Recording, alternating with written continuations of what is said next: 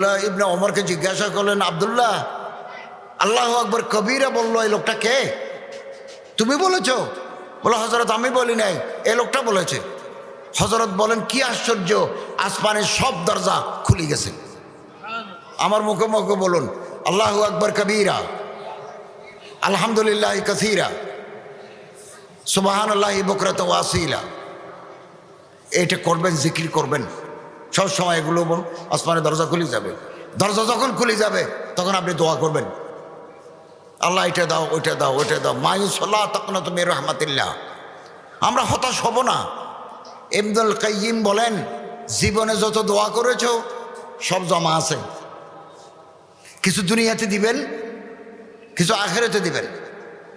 দুনিয়াতে 2022 সালে দিবেন, অথবা 25 সালে দিবেন, অথবা যা চেয়েছে এটা না দিয়ে আরেকটা দিবেন, যেটা আমার জন্য বেশি ভালো।